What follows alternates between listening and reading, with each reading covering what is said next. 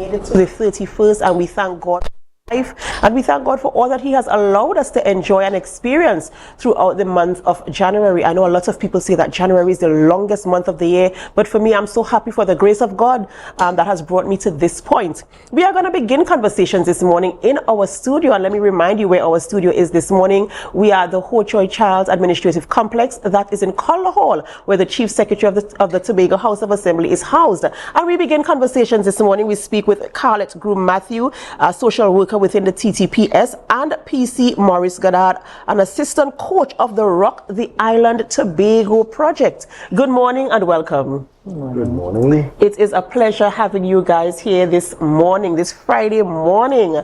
Of course, we're talking about ROCC the Island Tobago. I know we had you on the program a couple of weeks ago where we were talking about the program, the launch of the program, and the outcome. I mean, the first initial installation you all had at Shore Park. I mean, I drove past there and it was overwhelming. So for those of our viewers who are now looking on and hearing about the ROCC the Island initiative for the first time, let's tell them what this is about.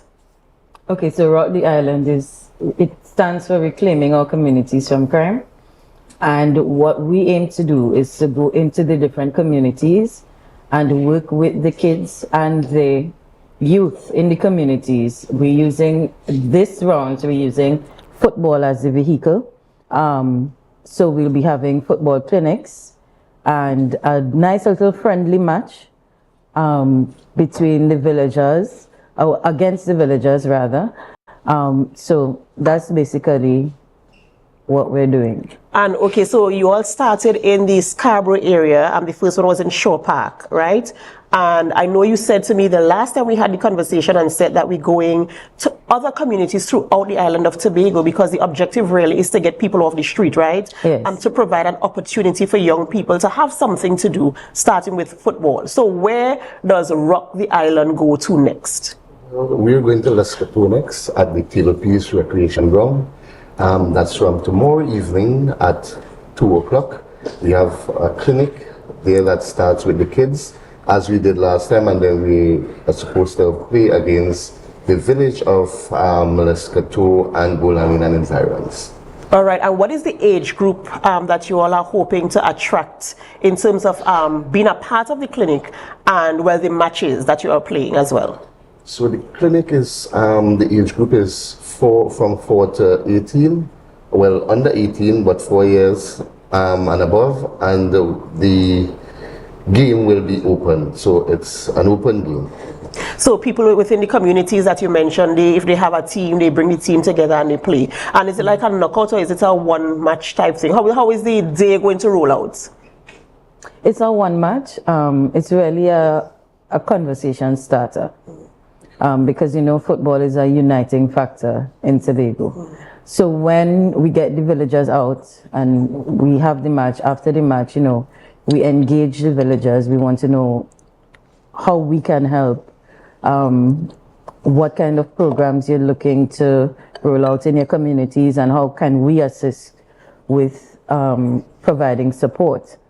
It may not be monetary, but you know, if for example the community says, all right, we want to do a cleanup campaign, tell us the date, tell us the time, we'll be there, we'll come with garbage bags, that sort of thing. So we want to support our communities as well, to encourage and enable the youth, you know, to have them active.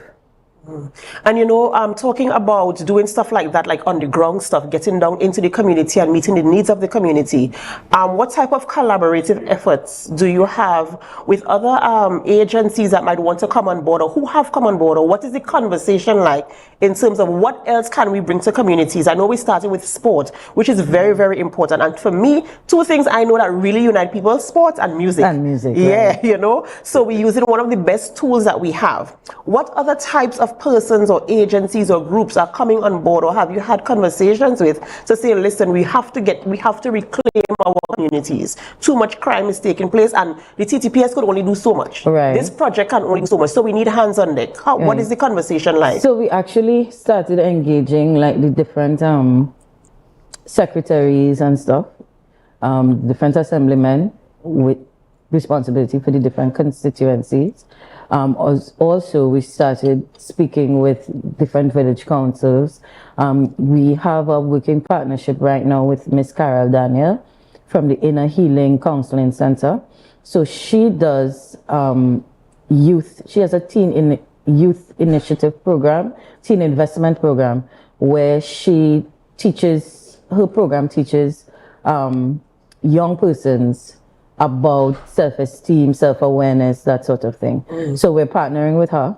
So what we do is, while we're having the clinic with the kids, she's reinforcing what we are teaching with the parents. So she works with the parents. And it is very important to especially trying to target that type of age group from early, because I mean, once you give them that type of foundation, show them that you care, show them that there's an alternative, then you stand a better chance of keeping them off the streets and in something that is productive, that will help to, to build them and to encourage them to be, the person on the other side of what we're trying to deal with right now, which we must commend, of course. So let's talk about the event tomorrow, right?